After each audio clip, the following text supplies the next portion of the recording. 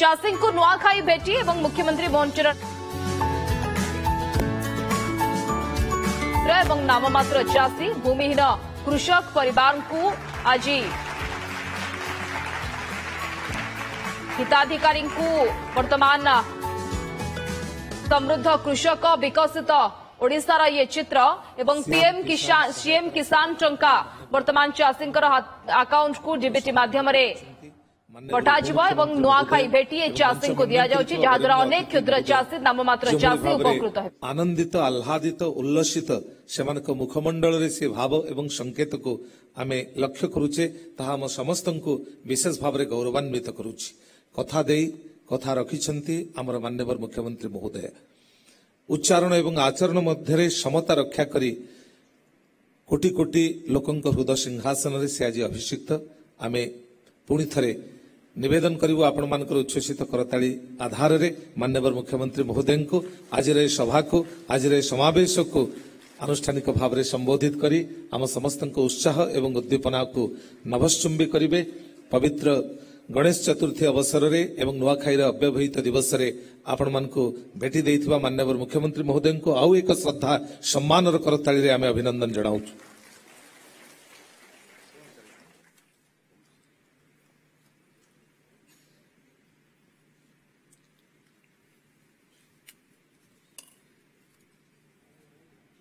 चाषी खाता को गला सीएम किसान टंका ये सीधासलख दृश्य आप देखुंती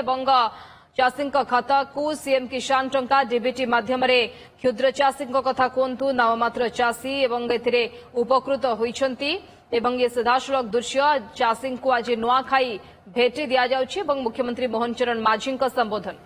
आज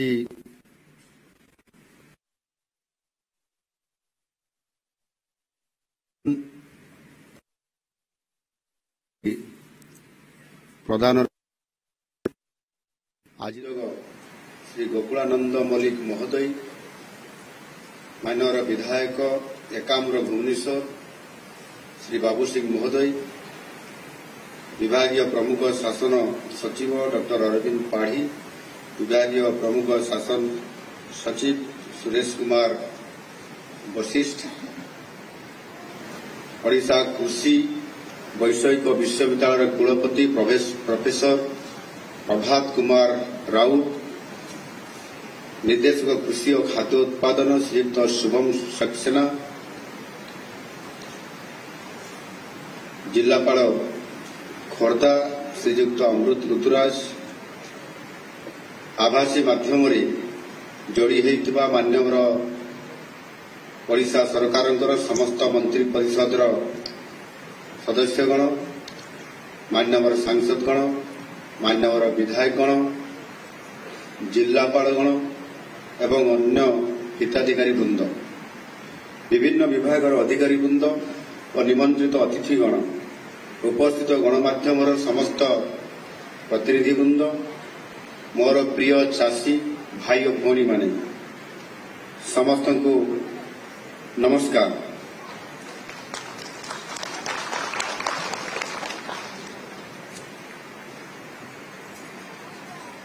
वक्रतुंड महाकाय सूर्यकोटि समप्रभ निर्विघ्न कुरु मे देव सर्वकार्येषु सर्वदा। आज होची पवित्र गणेश चतुर्थी अग्रपूज्य विघ्न विनाशक प्रभु श्री गणेशंकर पवित्र गणेश उत्सवर आज शुभारंभ आमर वैदिक रीति अनुसार आमे जेकोसी शुभ कार्य किंवा पूजापाठ प्रारंभ प्रभु गजानन को आवाहन करी आमर समस्त कार्यारंभ करिथाउ से समस्त आमर रिष्ट खंडन करिथांती तेणु तांकु स्मरणा करी आगामी रवि ऋतु पाई आम चाषी भाई माने चाष कार्य प्रस्तुति करिवे। आउ यह मध्य आउ गोटे एक अपूर्व संजोग जे आसंता काली कृषि भित्तिक गणपर्व नुआखाई पालित होगापाई जाउछि तेणु यही पवित्र अवसर में मु ओडिशार अगणित चाषी और भाई भौणी मानू मोर हार्दिक शुभेच्छा और अभिनंदन जनाऊँगी। समस्त को मोर गुर्दुटे जुहार।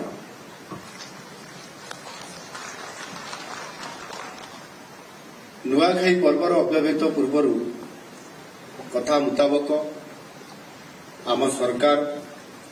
आज सीएम किसान तृतीय किस्तिर आर्थिक सहायता डीबीटी जरिया आज समस्त चाषी भाई मान को आज ये अर्थराशि प्रदान करुअछंती। राज्यर शासन मुख्य तथा राज्यर लक्ष लक्ष अन्नदाता पक्षर प्रभु श्री गणेश एवं मां समलेश्वरी निकट में प्रार्थना करुछि जे ओडिशार चाषी कूल को सबु बेले शुभ दृष्टि रखंतु। बंधुगण, ओडिशा एक कृषि प्रधान राज्य। आम राज्य में प्राय 60% रु अधिक लोक माने कृषि एवं या सहित आनुषंगिक कृषि कार्य उपरे निजर परिवार प्रतिपोषण करने सहित निजक मध्य सबुबले ये कार्य वर्ष तमाम लगे था। तेणु कृषि और आनुषंगिक कार्य राज्यर अधिकांश परिवार मुख्य जीविका होइथिबारु यह आशा करा जाए जे कृषि आय निश्चित भाव में आखि दृश्य हवा कथा अर्थात क्षतित हवा कथा नुह एवं लाभ निश्चित भाव में हवा कथा एवं से लाभ मध्य खाली द्विगुणार आह्वान रे भी चलिबो नाही, आमको बहुगुणार लाभ मध्य देबा पई पड़िबो। आउ सेथिपाई आज आमे सेही आशा आकांक्षा देकरी काम करूछंती। किंतु आमे जदि देखिबा आम सरकार आसीबार ये 14 मास पूर्ण है। ये 14 मास पूर्वरु जो पूर्व सरकार थिले हमरो बिजु जनता दल सरकार ताको समय जहा रिपोर्ट कहूची जहा परिसंख्यान कहूची से अनुसार चाषींकर आय लाभ हो नथिला, बेसी क्षति होउथिला एवं ताहा मध्य जेतेबेले आमे अन्य राज्यर कृषकर बा चाषीर बा अन्नदातार आय सहित तुलना करुछंती सेतेबेले आमे बहुत पछरे पड़िथिले एवं जहा रिपोर्ट कहूतला सेतेबेले 14 मास पूर्वरु जे कृषकंकर आय देश रे सर्वनिम्न थिला, द्वितीय सर्वनिम्न तल आड़ू अर्थात आमे पूरा द्वितीय सर्वनिम्न आमे थिले। ये प्रकार परिस्थिति देखिरी आमे जाउथिले। तेणु आम सरकार आसीबा मात्रे यही प्रसंग को गुरुतर सहित विचार को नेले। तेणु तुरंत आम सरकार आसीबार प्रथम शपथ पाठ उत्सव दिन कैबिनेट बैठक डकागला एवं से कैबिनेट बैठक रे आम शीर्ष नेतृत्व निर्वाचनी प्रतिश्रुति मुताबक आमे कृषक समृद्ध योजना को अनुमोदन देथिलु।